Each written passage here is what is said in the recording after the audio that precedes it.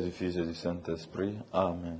Seigneur notre Dieu, par l'illumination de l'Esprit Saint, tu as instruit le cœur de tes fidèles. Rends-nous dociles à ton esprit pour apprécier ce qui est juste et donne-nous toujours le réconfort de sa présence par le même Jésus-Christ, notre Seigneur. Évangile de Jésus-Christ selon saint Matthieu.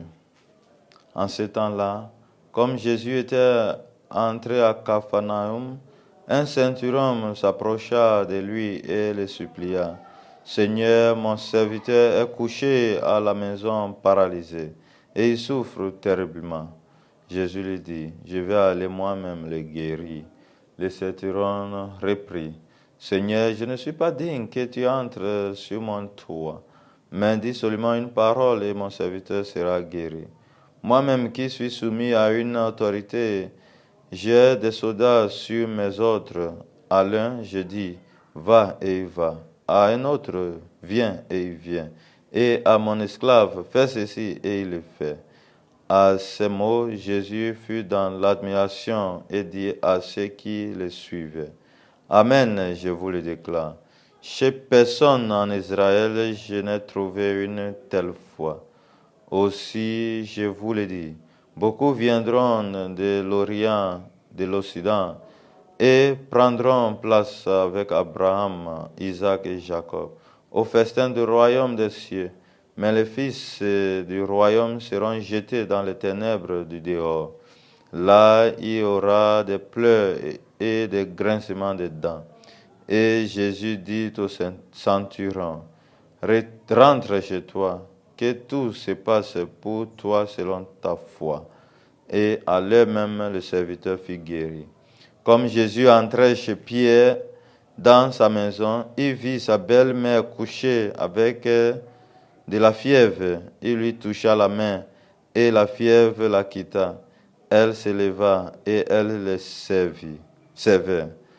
Le soir venu, on présenta à Jésus beaucoup de possédés. D'une parole, il expulsa les esprits et tous ceux qui étaient atteints d'un mal, il les guérit. Pour que soit accomplie la parole prononcée par le prophète Isaïe. Il a pris nos souffrances, il a porté nos maladies. Acclamons la parole de Dieu. Louange à toi, Seigneur Jésus. Aujourd'hui, samedi 1er juillet, les lectures nous rappellent de l'humilité du centurion. L'humilité du centurion est remarquable.